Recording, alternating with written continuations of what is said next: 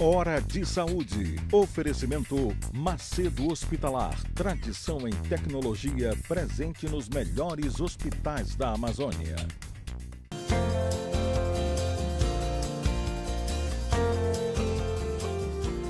Voltamos e eu vou perguntar agora para a Jo. Jo é porque nós... Só quem chama Jo é a família, mas como eu me considero meio da família, né? O pai dela é um dos meus melhores amigos. Nós trabalhamos juntos na universidade há muito tempo. E eu vou perguntar para a Josiana.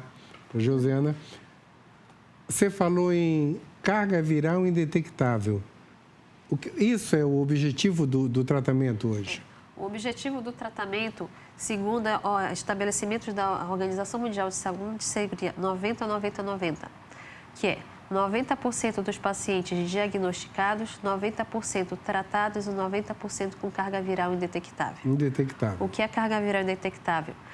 É a eficácia do tratamento. A eficácia. A eficácia. Como a gente não cura, né, o HIV a gente não consegue ainda curar completamente, o que é que os remédios fazem? Eles diminuem a quantidade de vírus no sangue. E isso é a carga viral. Carga viral é a quantidade de vírus no sangue. Carga viral indetectável é a quantidade muito baixa de vírus que fica abaixo do limite de detecção do exame. Uma carga viral indetectável quer dizer que a pessoa tem uma quantidade muito pouca de vírus circulando no sangue e a chance de transmissibilidade é menor. Por isso que até o último PDCC, que é o Protocolo Clínico de Diretrizes de Tratamento brasileiro, ele orienta que diagnosticou o paciente como HIV positivo, pessoa vivendo com HIV/AIDS, a gente inicia o tratamento independente do nível de CD4, independente da sua resistência. Se ela ainda está com uma resistência alta... O CD4 é resistência. É igual a resistência. Certo. Se a resistência dele ainda está alta, ou ele já está com uma falha na resistência, falha no CD4. Que o HIV ele vai destruindo o CD4, que são as células de defesa, como se fosse o general do sistema imunológico. É ele que controla todas as outras células de defesa. Correto. Se a gente não tem o general, o soldado não sabe o que fazer. Sem o CD4, o sistema de defesa também fica inoperante. Legal essa informação. E vai dando chances para que as bactérias, os fungos, os vírus que a gente vive nesse meio comecem a invadir o nosso corpo e causar doença. Por isso que a imunodepressão, baixa de imunidade, invasão e risco de infecções oportunistas. Então, o vírus do HIV, só para a gente entender, assim, para eu entender, ele vai destruir o CD4, é isso? Destrói as células de defesa. Ou seja, ele vai destruir o general do Exército de Defesa. Certo? E quando ele destrói o sistema imunológico, que o Exército não tem comando, se perde. Não tem comando, se perde. E aí não defende. Não consegue defender. Não consegue defender. E aí a gente começa a ter falhas nessa defesa e aí as infecções oportunistas aparecem. O que se via nos 30 anos atrás, que era aquele paciente, que era o estigma do HIV, que era o paciente emagrecido, com diarreia, com sarcoma de Kaposi, diminuiu bastante. Porque a gente já tem o tratamento, consegue estabilizar. Lesões de pele.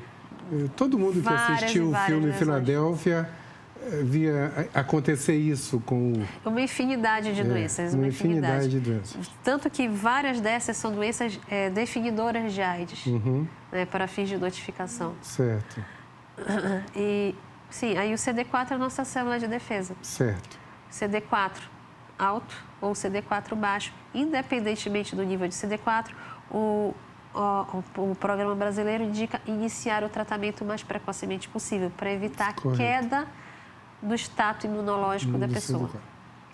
Perfeito. E também diminuir a transmissibilidade, porque se você inicia o tratamento, a pessoa começa a tomar carga viral baixa, também ela não vai passar para outra pessoa. Certo. Pergunta leiga também.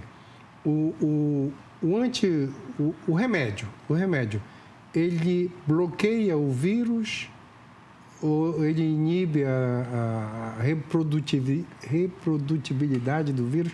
Como é o mecanismo? Existem várias classes de antirretrovirais. Cada um atinge em uma fase do ciclo biológico do vírus dentro da célula. Tá? Um impede a entrada do vírus dentro da célula, outro impede que ele se acople ao DNA da célula, outro impede que ele se clive para formar outro vírus. Tá? São vários mecanismos, são várias classes de antirretrovirais. Por isso que você usa o conjunto todo? São pelo menos 2 classes diferentes do tratamento. Tá? Fantástico isso. O CD4 é um parâmetro de controle? O CD4 e a carga viral. São exames que a gente pede sempre para o paciente, pelo menos 2 a 3 vezes ao ano, até ele estiver controlado. Aí a gente pode até espaçar um pouco para fazer o acompanhamento. Melhorou a resistência, às vezes a gente precisa manter o paciente com profilaxias para evitar doenças. Né? E dependendo do CD4, quando ele melhora a resistência, a gente já pode tirar vários medicamentos profiláticos. E aí fica depois só com o antirretroviral. Então tem uma variação. E da outra forma, se ele está tomando o remédio, não é para essa carga viral voltar a aparecer. Se ela aparece e a gente está com o paciente, primeira coisa, você está tomando o seu remédio direito? Primeira coisa que a gente... Não, doutor, eu estou tomando. Tá, vamos lá, vamos repetir essa carga viral. Quando está aumentando novamente, você está tomando esse remédio direito? Por favor, confesse. Ou não. Porque às vezes eles mentem para a gente. Eu sei. Eles mentem. Eles querem enganar a gente, mas o exame não mente. Eu sei. E aí, porque aí, nesses casos, isso quer dizer falha do tratamento. E às vezes a gente tem que pedir um outro exame chamado genotipagem, que é feito em São Paulo. A gente faz o pedido aqui, é coletado aqui. Serviço público? Serviço público. É coletado aqui, vai para São Paulo e a gente recebe depois esse resultado. Ele chega para o médico de referência em genotipagem, que vai ver o resultado do exame e vai dizer qual o melhor, quais os antirretrovirais que podem ser utilizados ainda. Quando a falha é que o remédio não funciona mais.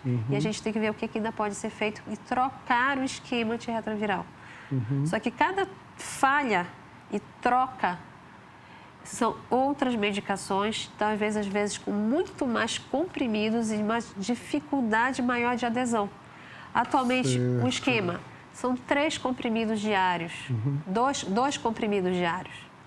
Então, aquele paciente você vai que passar não de toma 2 comprimidos para 9 por dia, às vezes é mais complicado. É um absurdo isso aí. É um absurdo. Eu que mexo com pressão alta, que sei disso, da quantidade de medicamentos e o quanto eles querem mentir também, tá? Então, eu tenho... Agora não, porque a gente já conseguiu com muito tempo informar bem. Mas antigamente o paciente, tu passava 2, ele tomava 1. E pior aquela receita que ele tomava só vitamina, porque os outros eram caros. Isso aí é um problema sério. Hoje não, os meus pacientes de serviço público, a gente tem praticamente todos controlados. Eu estou falando de pressão alta, que é o meu dia a dia no Bairro Barreto. O teu dia a dia são os pacientes com HIV, né? Aliás, a minha referência sempre é tu, porque toda vez que eu te procuro, tu estás cercada. E por falar em estar cercada, Josiana, me fala uma coisa. Os profissionais que trabalham com esse tipo de paciente que oportunamente ou de vez em quando se contaminam, como é que faz? Se contaminam ou ocorre um acidente Ocorre um acidente. trabalho? Eu vou te falar. Eu faço cateterismo de coração. Por 3 vezes. Hoje em dia a gente não sutura mais. Mas na época que suturava, por 3 vezes eu me espetei com a mesma agulha que entrou no paciente e veio em mim. Lembra, né? Me lembro que você me... Eu te liguei. me ligou. Apavorado na época até, no dia. Não, aí isso aí é outro protocolo. É o protocolo de acidente por material biológico. Biológico. Né? Material biológico. Que existe também um protocolo. Se o paciente é soropositivo, tem que tomar o antirretroviral profilaticamente, tá? Se ele for soronegativo, não é preciso tomar. Foi o que aconteceu. E se for não souber a sorologia do paciente, tem que tomar. vai ter que ver o risco-benefício. Se é um paciente com alto potencial ou baixo potencial, o tipo da exposição, se é benefício fazer ou não. Certo. Tá? E quando faz essa profilaxia, evita ou não? Evita de ter? Evita. Até hoje, a gente trabalha no hospital de referência que tem paciente soropositivo, então, às vezes, a gente até já teve acidentes com pacientes soropositivos, mas a gente nunca observou um caso de soroconversão.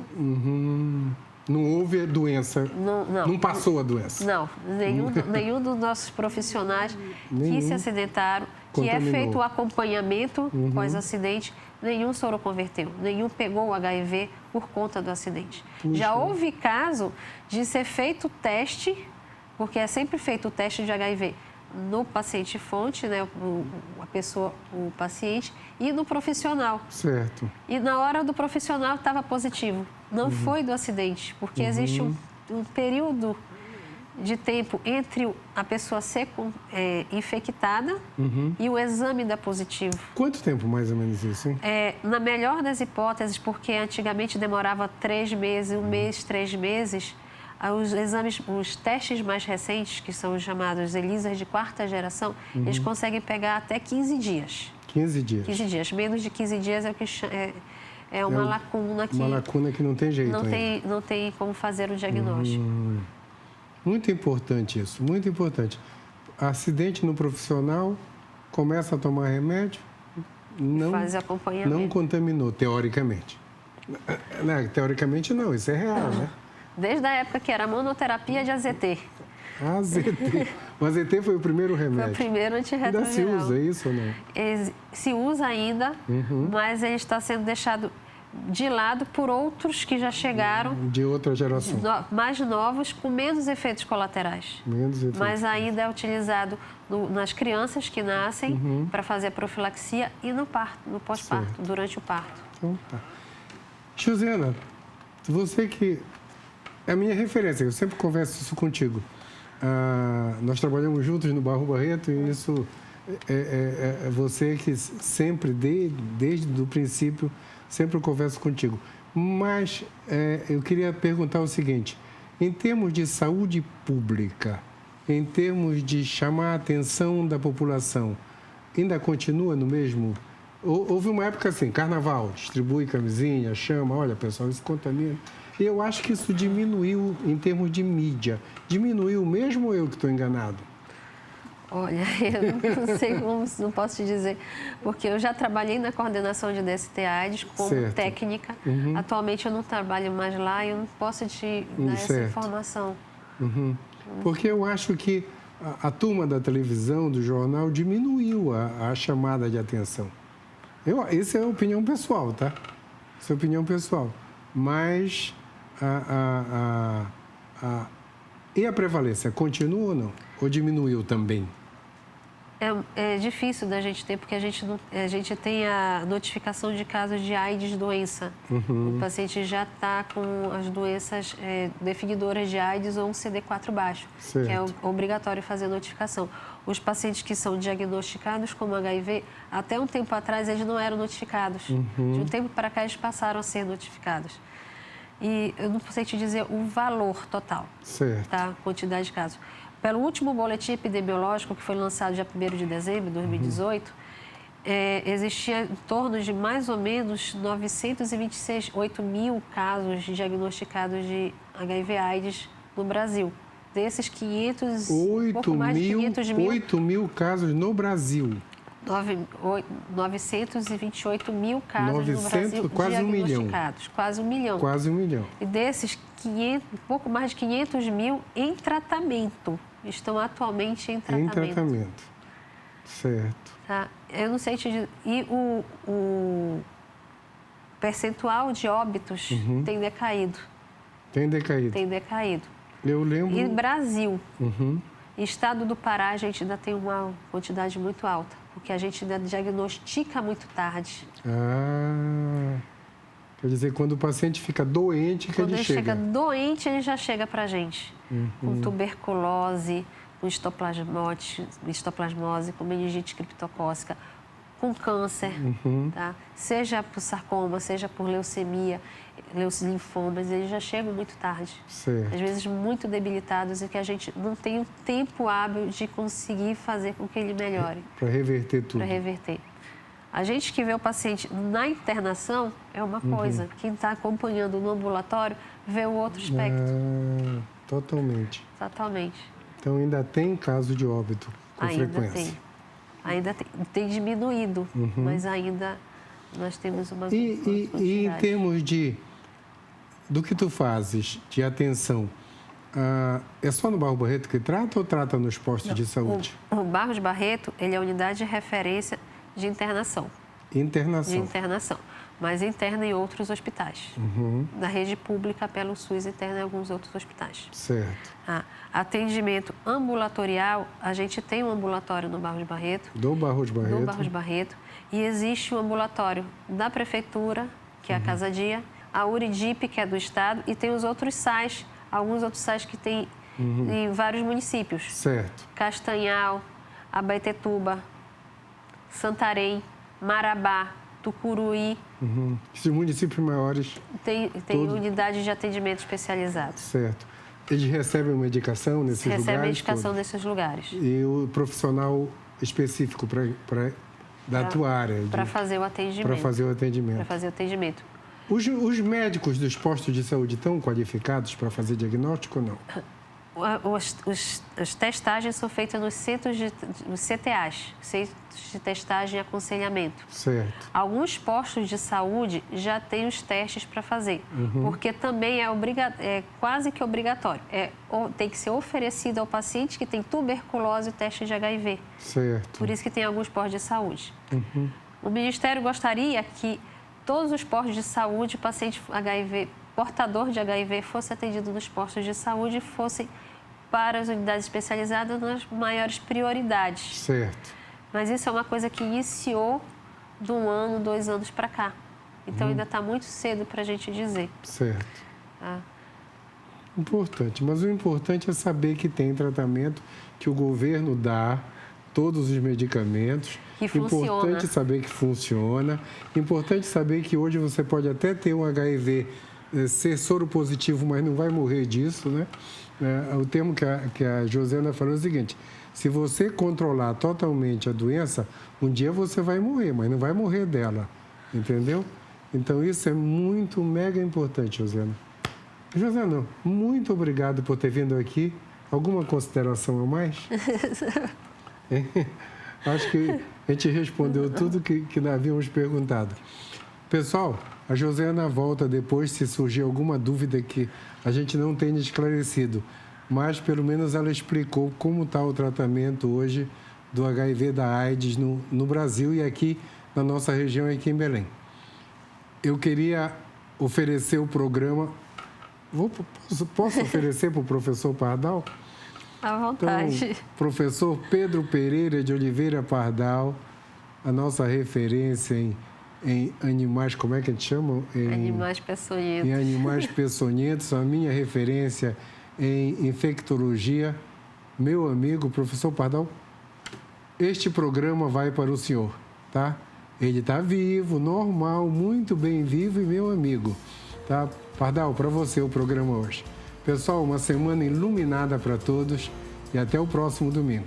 Hora de Saúde. Oferecimento Macedo Hospitalar. Tradição em tecnologia presente nos melhores hospitais da Amazônia.